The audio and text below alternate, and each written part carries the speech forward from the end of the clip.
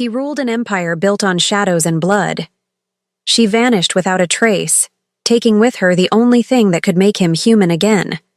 4 years later, he found her in a quiet neighborhood, exhausted, beautiful, and surrounded by 3 pairs of eyes that looked exactly like his. She had hidden them from his world, protected them from his name, raised them alone while he became a monster. But now, standing in the doorway of her small apartment, staring at the children he never knew existed, he realized something terrifying. Love doesn't ask for permission, and neither does he. This is the story of a man who would burn his empire to the ground for a family he was never supposed to have. Welcome back to another Afro-Korean love story that will stay with you long after it ends. We're so close to reaching 1,000 subscribers. Help us get there by hitting that subscribe button. Now let's begin this journey together, and thank you for being part of this growing family. He had stopped believing in ghosts 4 years ago. The day she disappeared, Kwon Ji-hoon buried every soft part of himself alongside her memory. He became what his father always wanted: cold, calculating, untouchable. The heir who didn't flinch when men begged, the son who wore violence like a second skin. But ghosts don't care what you believe. It was a Tuesday afternoon when his world tilted. Ji-hoon had been tracking a debt, a small-time merchant who owed the wrong people money. The kind of errand he usually delegated, but lately, the walls of his penthouse felt too close, the silence too loud. So he drove himself through the boroughs of Queens, past storefronts with faded awnings and streets that smelled like rain and yesterday's dreams. That's when he saw her. She was carrying grocery bags, her hair pulled back in a messy bun, wearing jeans that had seen better days and a jacket 2 sizes too big. For a moment, his brain refused to process it. Amara. His Amara. The woman who had vanished like smoke, leaving nothing behind but questions that turned into scars. His hands tightened on the steering wheel.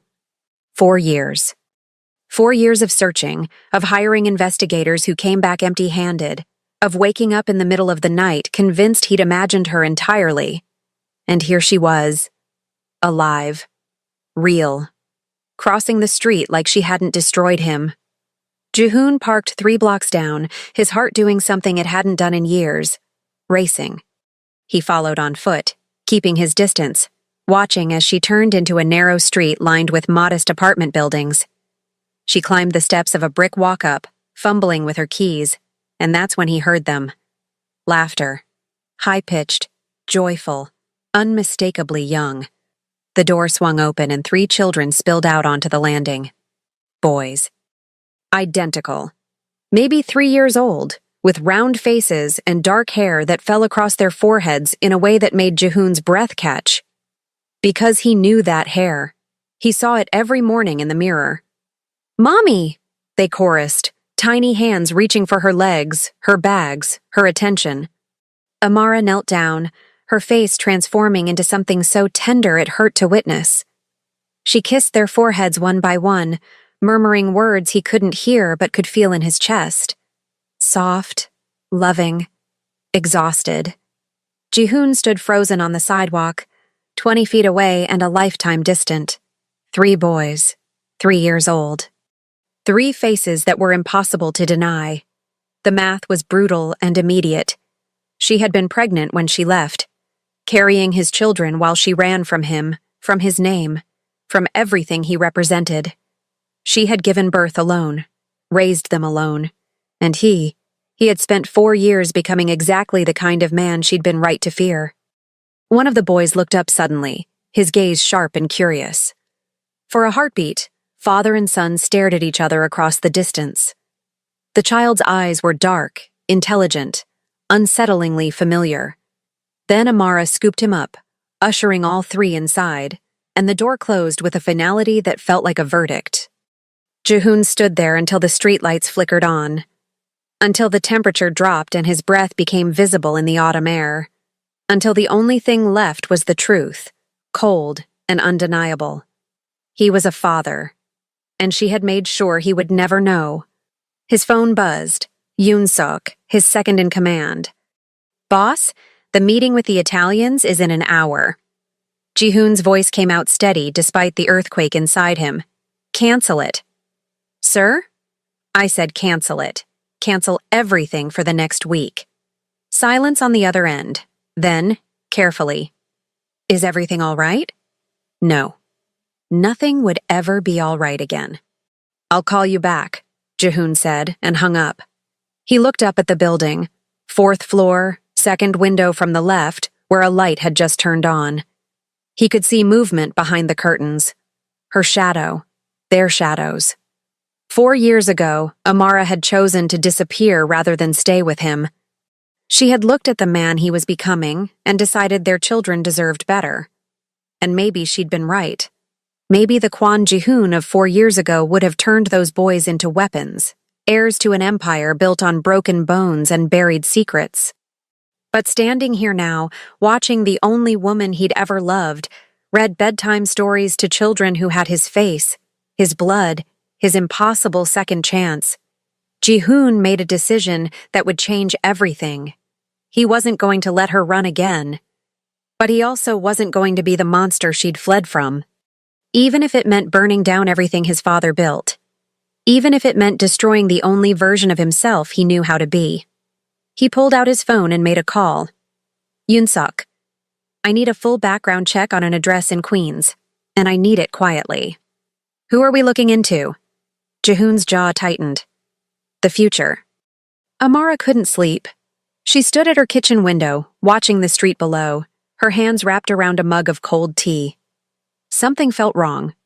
That prickling awareness she'd developed over 4 years of looking over her shoulder, of jumping at shadows, of teaching her babies to be quiet when strangers came too close. She'd felt eyes on her today, in the grocery store, on the walk home, standing at her door. Mommy's being paranoid, she whispered to the empty room. But her hands were shaking. In the bedroom, her son slept in a tangle of small limbs and dinosaur sheets. Minho, her bold one, had his arm thrown protectively over Junho's chest. Daeho, her quiet observer, curled at the edge, always watching even in sleep. They were everything. Her reason for running.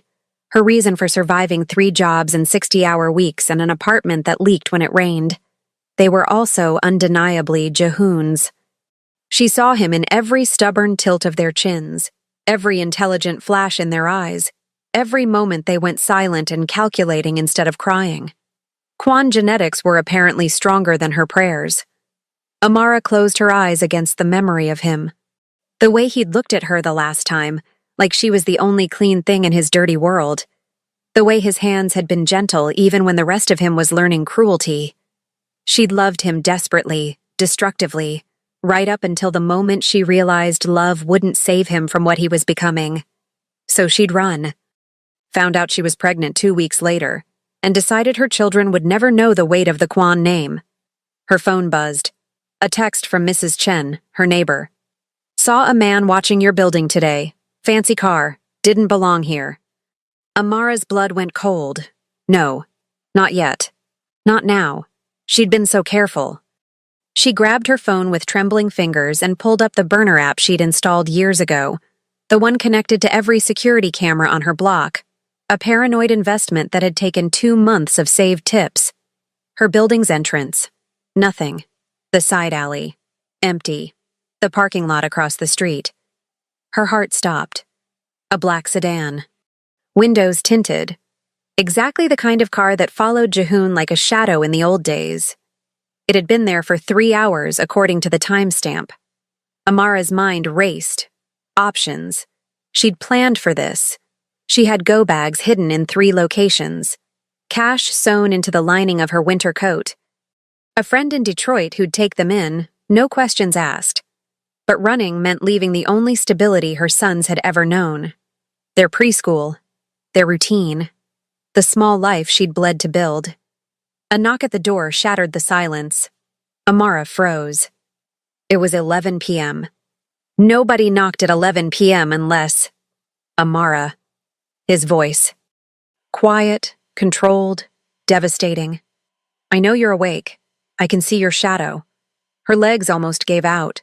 4 years, and his voice still unmade her. Go away, Jihoon. Her own voice sounded strange, distant. I saw them. 3 words, the end of everything. I don't know what you're talking about. The lie tasted like ash. I saw my sons, Amara. Our sons. Don't insult us both by pretending. She pressed her forehead against the door. This close, she could almost feel him on the other side, could almost remember what it felt like when proximity didn't mean danger. You were never supposed to find us, she whispered. I know. A pause. I understand why you ran. The man I was becoming. You were right to take them away from that. Amara's throat tightened. This wasn't the Jihoon she'd expected. The one who would kick down doors and take what he believed belonged to him. Then leave us alone, she managed. Let us have this life. They're happy. They're safe. They don't need... A father? His voice cracked, just barely. You're right.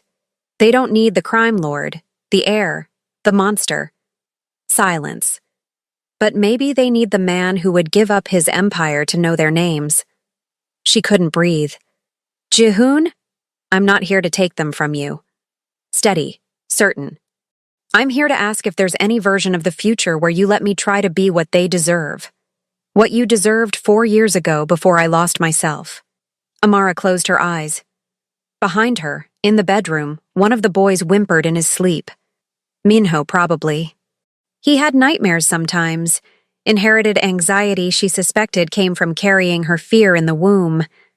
You can't just appear and expect... I expect nothing. His palm pressed flat against the door. She could feel it somehow.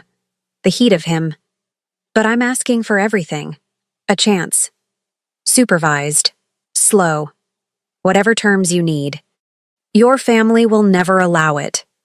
My family doesn't make my choices anymore. Your empire means nothing if I can't look at my own children without them fearing who I am. Amara's hand hovered over the deadbolt.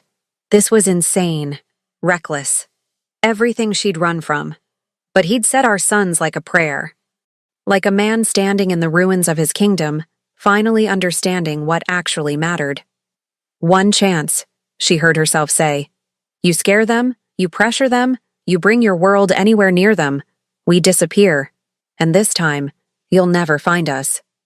Understood. Tomorrow. 3 p.m. The park on Riverside. You come alone. I will. She unlocked the door but kept the chain on, opening it just enough to see him. 4 years had changed him. There were lines around his eyes that hadn't been there before. A hardness to his jaw. But when he looked at her, really looked at her, she saw the boy who'd promised her forever before he understood what forever cost. They have your eyes, she said quietly. His expression shattered and reformed. Do they have your strength? More than I ever had. Jihoon nodded slowly. Then they'll survive having me as a father. Maybe, Amara said. But the question is, will you survive becoming one? She closed the door before he could answer. Before she could let him see that she was crying. Jihoon didn't sleep. He sat in his car until dawn, staring at the window where his children slept, and made a list of everything he would have to destroy to deserve them. First, his father's expectations. Kwon Tae-jin had built an empire on the principle that family was power, and power was survival. Sentiment was weakness. Love was leverage. Sons were investments. Jihoon pulled out his phone and typed a message he'd been composing in his head for 4 years. I'm out. Effective immediately. Find another heir. His finger hovered over send. This would start a war. His father didn't accept resignation. The families they'd made deals with, the enemies they'd kept at bay through reputation alone, all of it would destabilize the moment Jihoon walked away. He pressed send anyway. The response came within 90 seconds. A call. Jihoon answered. Have you lost your mind? His father's voice, cold as February in Seoul. I found it, actually. Whatever this rebellion is, I have sons. The words felt too big for his mouth. 3 of them. And they've been growing up without my name, without my protection, without knowing I exist because their mother was terrified of what I'd become. silence. Then, bring them in. Legitimize them. They're Quan blood. No. Jihoon's voice cut like a blade. They're going to grow up normal, safe, away from this life. You don't walk away from this family. Watch me. He hung up, turned off his phone, watched the sunrise paint Amara's building gold and pink, and wondered if his sons were awake yet. If they liked pancakes. If they knew how to tie their shoes. If they ever asked about their father. At 2:45 p.m., Jihoon stood at the entrance to Riverside Park, wearing jeans and a jacket instead of the tailored suits that had become his armor. He'd left his gun in the car. Left Yoonsok 3 blocks away despite his protests. Left every piece of Kwon Jihoon the crime lord behind. He was just a man. Terrified and hopeful and completely out of his depth. They arrived at 3:02. Amara spotted him immediately, her body tensing, ready to run. But the boys didn't notice him yet. They were busy chasing pigeons, their laughter bright and uncomplicated. Jihoon's chest physically ached. Amara walked over slowly, her eyes scanning for threats, for bodyguards, for any sign he'd lied. You came alone. I said I would. Your phone is off. He pulled it out, showed her the black screen. Off. No tracker, no backup. Just me. She studied him for a long moment. They don't know who you are. I told them we're meeting a friend of mine. That's fine. Jihoon. Her voice softened, broke a little. They're going to ask questions. They're smart. Too smart. They get that from you. They get everything difficult from you. But there was almost a smile there. Almost. One of the boys, Minho he would learn later, ran over, breathless and bright-eyed. Mommy, the pigeons are so fast. We can't catch them. Jihoon's heart stopped. This close, the resemblance was undeniable. This was his face, miniaturized and full of joy he'd forgotten existed. Maybe they don't want to be caught, Amara said gently, crouching down. Like some things are meant to be free. Minho considered this seriously. Then he noticed Jihoon. Who's that? Amara's hand trembled slightly as she touched her son's shoulder. This is Jihoon. He's someone who wants to meet you and your brothers. Why? Suspicious. Already calculating. Definitely his son. Jihoon knelt down, making himself smaller, less threatening. Because your mom is important to me. And people who are important to her are important to me too. Minho tilted his head. Do you like dinosaurs? The question was so unexpected, so perfectly 3 years old, that Jihoon almost laughed. I don't know much about them. But I'd like to learn. I can teach you. Minho's face lit up. I know everything about T-Rex. I'd like that very much. The other 2 boys approached cautiously.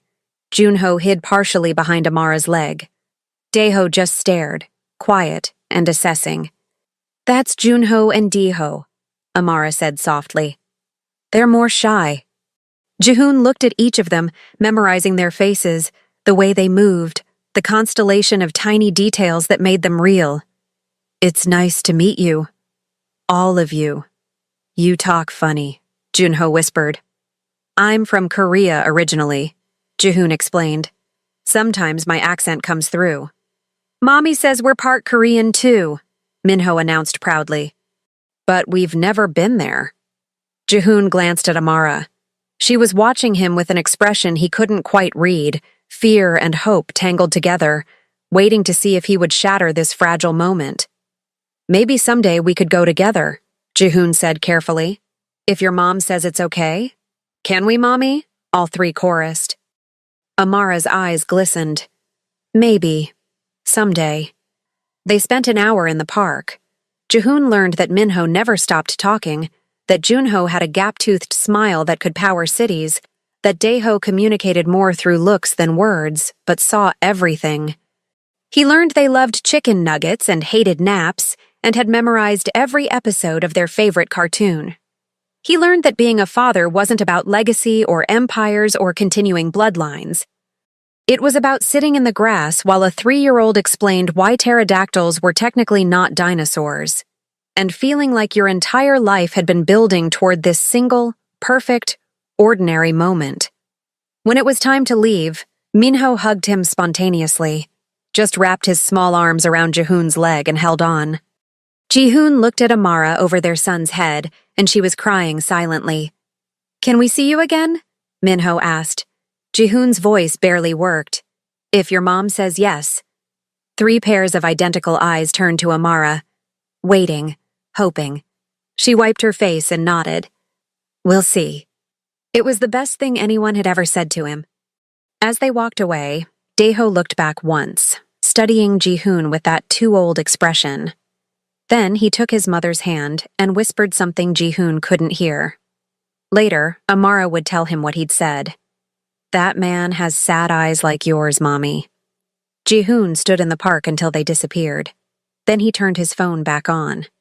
73 missed calls. 17 messages, each more threatening than the last. His old life, demanding he come back, refusing to let him go. He deleted them all and typed one message to Yoonsuk. "I need you to liquidate my assets, all of them, and then I need you to help me become someone my sons won't be afraid of." The response came quickly. "Already started, boss. Or should I call you something else now?" Jihoon smiled, small and fragile. "Try father. I'm still learning what it means." The war came quietly at first. Jihoon had been naive to think his father would let him walk away cleanly. Kwon Tae-jin didn't operate on sentimentality or second chances. He operated on control, and his son's defection was a crack in the foundation of everything he'd built.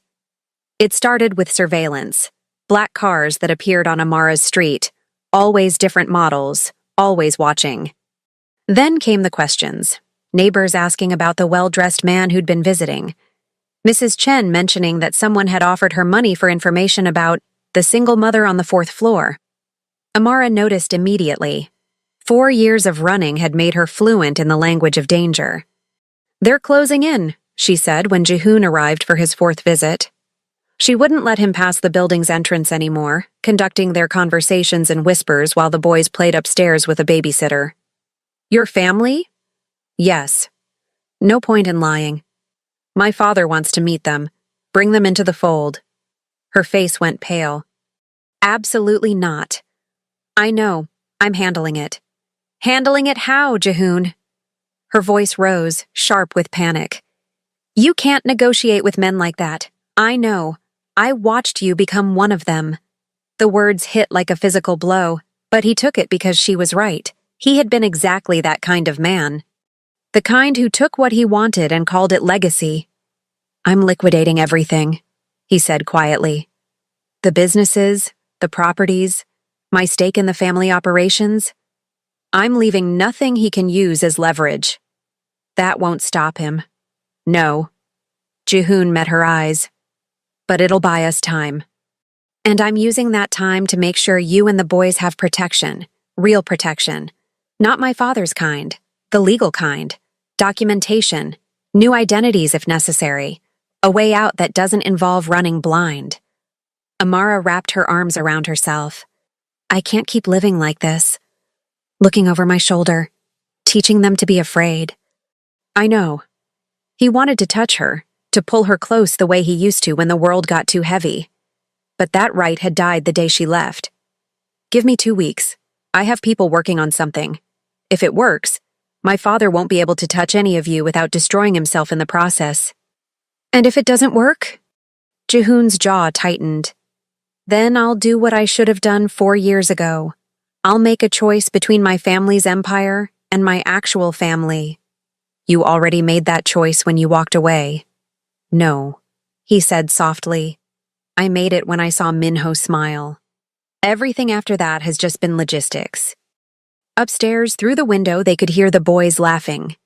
That sound, pure, uncomplicated, untouched by the shadows that followed their father, was the only thing keeping Jihoon tethered to something resembling hope. "They ask about you," Amara admitted quietly. "Minho wants to know when you're coming back. Daeho draws pictures of you." "Junho." Her voice caught.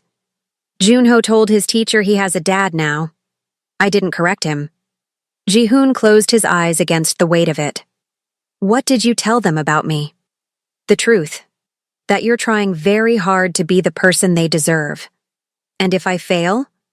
Amara looked at him then, really looked at him, and he saw everything she wasn't saying. The woman who'd loved him enough to run, who'd raised his children in poverty rather than let them inherit his sins, who was still, despite everything, giving him a chance to prove he'd changed. Then we'll deal with it together, she said. But Jihoon, if your father comes near my sons, if he so much as speaks their names, I will disappear so completely you'll spend the rest of your life wondering if we ever existed. Understood. She turned to go, then paused. They're having a preschool performance next Friday. Dinosaur play. Minho has a speaking part. A hesitation. You could come, if you wanted. His heart did something complicated. I'll be there. Back row. No bodyguards. No. I know the rules, Amara. Gentle. Back row. Alone. Just a father watching his son pretend to be a T-Rex. The smallest smile touched her lips. He's very committed to the role. He's been practicing his roar for weeks. I wouldn't miss it. She nodded and disappeared into the building, leaving Jihoon alone on the street with the weight of 2 weeks and everything that could go wrong. He pulled out his phone and made a call. Yoon-suk, the contingency plan we discussed. Accelerate it. I need it operational in 10 days. That's ambitious. It's necessary. And I need you to do something else. Find out everything about the Riverside Preschool security. Cameras, staff background checks, entry points, everything. A pause. You think your father would? I think desperate men do desperate things. And my father is realizing he's losing control of his heir and his legacy in one move. Jihoon. Yoon-suk's voice softened, rare for him.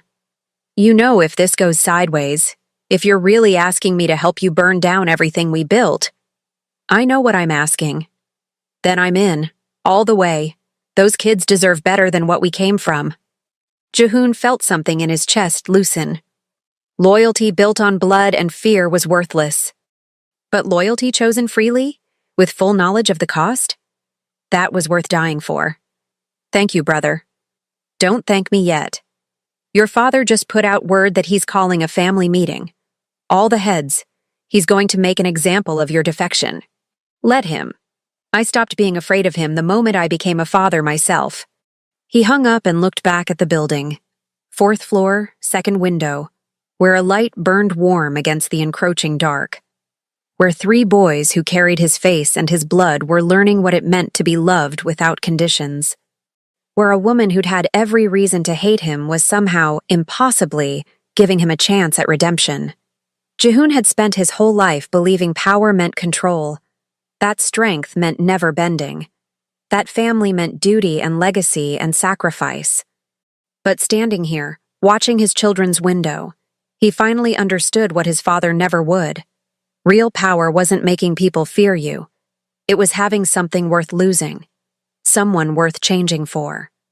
And he would burn every bridge, betray every oath, destroy every piece of Kwon Tae-jin's empire if that's what it took to keep that light in the window burning.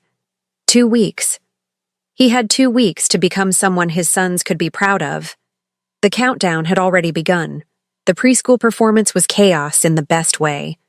Parents with cameras, children in cardboard costumes, the overwhelming smell of craft glue and excitement. Jihoon sat in the back row as promised, wearing a baseball cap and fighting the urge to scan every exit like he was planning an extraction. Old habits died hard. Or didn't die at all. The lights dimmed. The makeshift curtain opened. And there was Minho, wearing a green construction paper dinosaur head that was slightly too big, standing center stage with the confidence of someone born to perform. Jihoon's throat tightened. I am T-Rex, Minho roared, his small voice carrying through the gymnasium. King of the dinosaurs, fear my tiny arms. Laughter rippled through the audience. Jihoon found himself smiling, genuinely smiling, for the first time in recent memory. This was his son. Fearless, ridiculous, perfect. He caught Amara's eye 3 rows up. She was recording on her phone, but she glanced back at him, and something passed between them. A shared moment of impossible pride. Of look what we made. Look what survived despite everything we broke. The play continued. Junho played a gentle brachiosaurus who made friends with everyone. Daiho was a silent ankylosaurus, protective and watchful even in character. It was painfully, perfectly them. When it ended, children swarmed their parents. Minho spotted Jihoon immediately and dragged his brothers over, still wearing his dinosaur head. "Did you see me roar? Did you? I was so loud. You were incredible," Jihoon said, kneeling down. Absolutely terrifying. "Junho cried during rehearsal," Minho whispered conspiratorially. "Did not," Junho protested. "Did too. But it's okay because Daeho held your hand." Daeho just nodded, solemn and steady as always.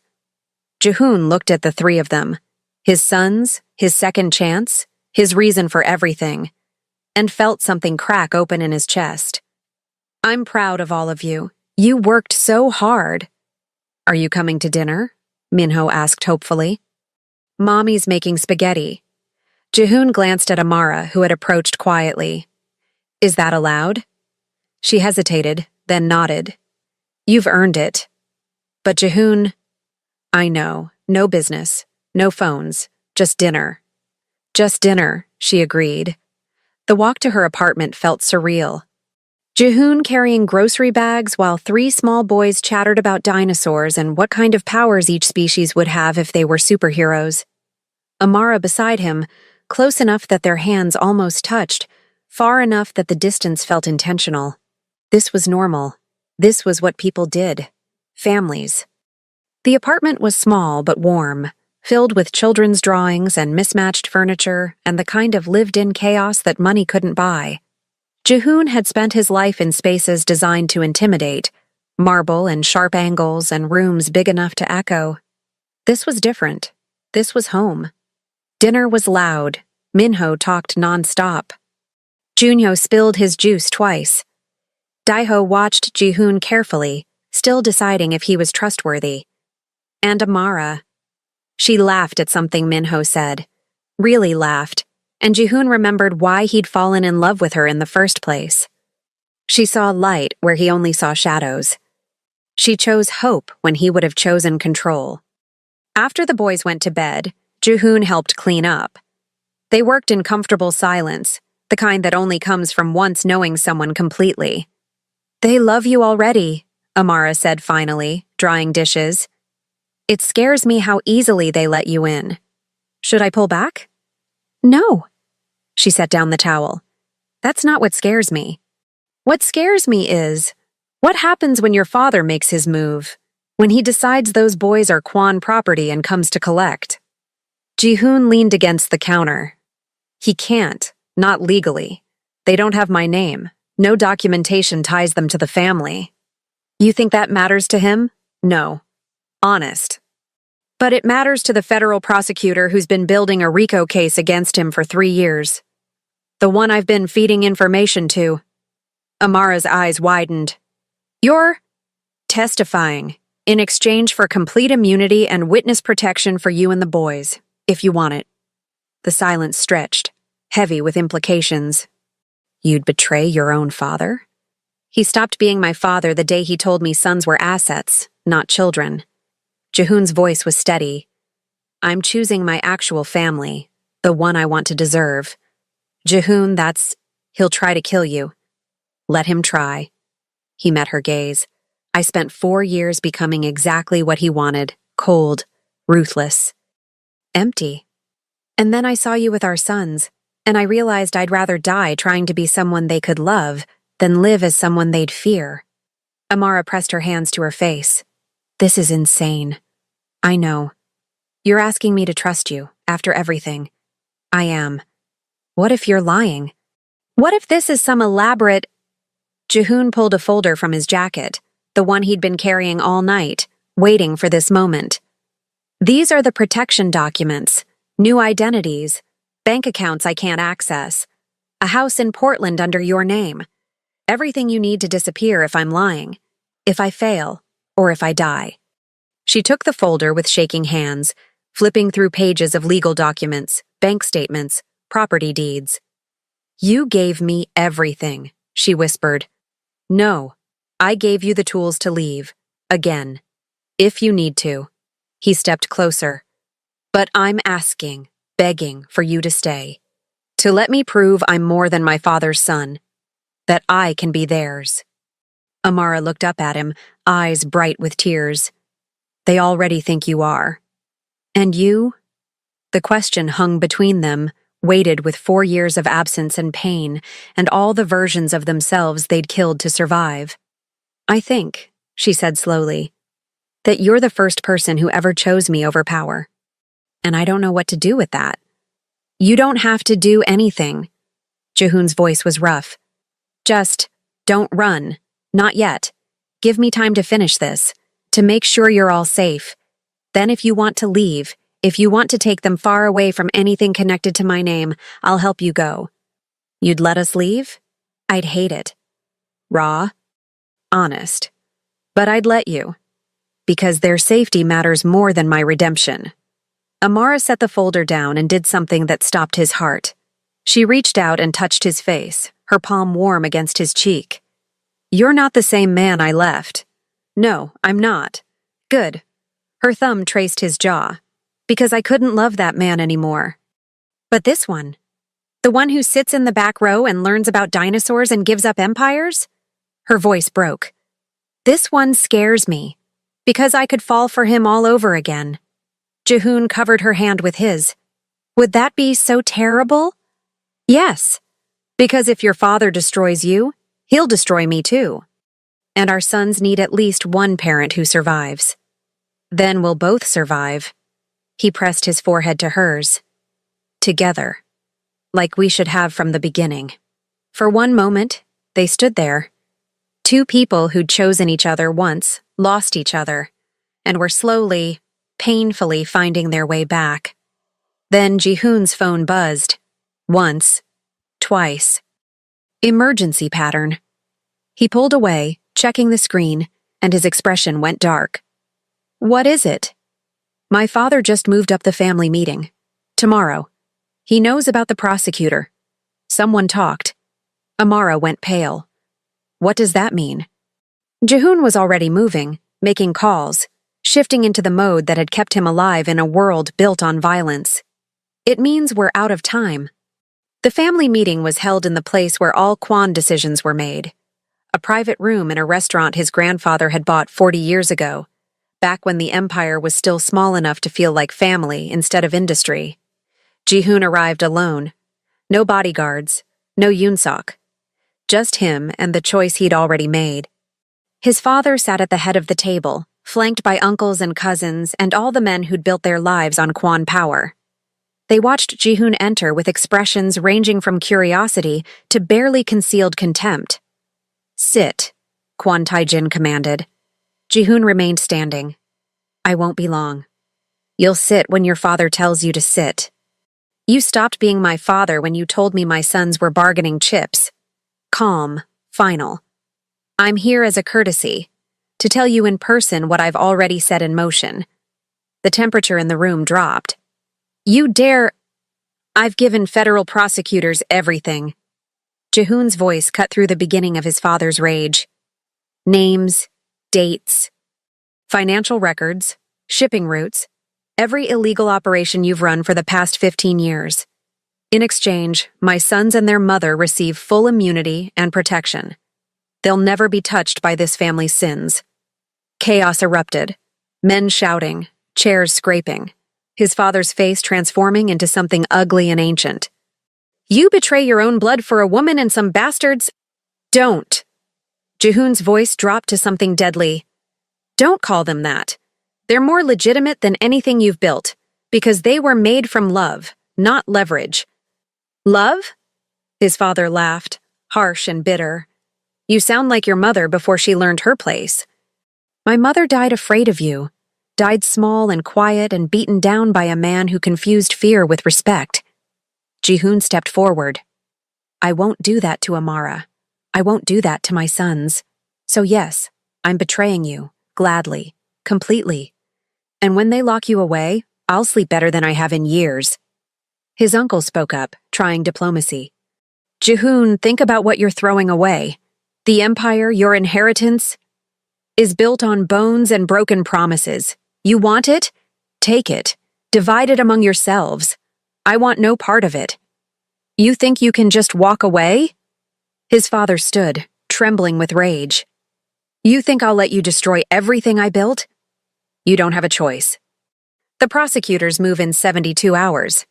You can spend that time hunting me down, trying to get to my family, proving every violent thing I've testified to. Or you can use it to run, to liquidate, to save whatever pieces of this empire you can. I'll kill you myself. Maybe. Jihoon met his father's eyes without flinching. But you'll have to do it in front of federal agents, because from this moment on, I'm under protective custody, and any move you make against me or mine just adds years to your sentence. The silence was absolute. Why? His father's voice was almost broken, almost human. I gave you everything. No. Jihoon's voice softened just slightly. You gave me your version of everything. Power, fear, control. But you never gave me a choice. You never asked what I wanted. You just assumed I'd follow the path you cut, regardless of the cost. And what do you want? To be a father who doesn't teach his sons that love is weakness. To be a man who sleeps through the night without nightmares. To choose something other than empire for once in my life. He paused. I want what you never gave me. Freedom. His father sank back into his chair, suddenly looking every one of his 63 years. You've destroyed us. No, I've freed us. You just can't see the difference yet. Jihoon turned to leave, then paused at the door. For what it's worth, I'm sorry it had to be this way. But I'm not sorry I'm doing it. He walked out of his father's restaurant, his father's empire, his father's life, and didn't look back. Outside, a black SUV waited. Federal agents. His new reality. But there was another car parked across the street. Amara's old sedan. And standing beside it, her. Waiting. Despite the danger, despite everything. Jihoon crossed to her and she met him halfway. It's done, he said. Are we safe? We will be. 72 hours and they'll have him in custody. After that. He touched her face, gentle and reverent. After that, we can be anything we want. Go anywhere. Start over. The boys want to know if you're coming to dinner tomorrow. Her voice was soft, hopeful. Every day, Jihoon said. If you'll let me. Every single day for the rest of my life. That's a long time. Not long enough. Amara studied him. This man who'd chosen her over legacy, who'd burned down his inheritance for a chance at redemption, who'd proven that people could change if they wanted it badly enough. Okay, she whispered. Okay? Come to dinner tomorrow, and the day after, and the day after that. Her eyes glistened. Come be their father. For real this time. Not as Kwon Jihoon the heir, just as Jihoon. The man who learns about dinosaurs and sits in back rows and keeps his promises. I can do that. His voice was rough with emotion. I want to do that more than I've ever wanted anything. She kissed him then, soft, brief, full of possibility. Then come home, she said. Your sons are waiting. Home. Not an empire, not a legacy. Just a small apartment in Queens with 3 boys who argued about dinosaurs and a woman who'd given him a second chance he'd spend his whole life trying to deserve. Jihoon looked back once at the restaurant where his father still sat, surveying the ruins of his kingdom. Then he looked at Amara, at the future she was offering, and made his choice. He got in her car. He went home. And for the first time since he was a boy, before violence became his language and power became his prison, Kwon Jihoon allowed himself to believe in happy endings, not perfect ones, not easy ones, but real ones. Built on small moments and chosen promises and 3 pairs of identical eyes that looked at him like he was their whole world. Later that night, After dinner and bedtime stories and goodnight kisses that felt like miracles, Minho asked him a question. Are you staying this time? Jihoon knelt beside his bed, smoothing back hair that was so much like his own. Yes, if you want me to. Forever? Forever. Promise? Promise. Minho smiled, gap-toothed and trusting, and closed his eyes. Jihoon stayed until all 3 boys were sleeping. Then he found Amara in the kitchen, staring out the window at the city lights. No more running? He asked quietly. No more running, she confirmed. Then, softer. We're really doing this. Building a life. A real one. We're really doing this. She turned to him, and in her eyes he saw everything they'd lost, and everything they might still find. Don't break their hearts, Jihoon. Don't let them down. I won't. He pulled her close, held her like she was the only thing keeping him tethered to earth. I swear on everything I am, and everything I'll become, I won't. Outside, the city hummed. Inside, 3 boys dreamed dreams unburdened by their father's sins. And somewhere between the ruins of an empire and the beginning of a family, redemption felt less like salvation and more like simply showing up. Every day, choosing love over legacy, choosing them over everything else. Always.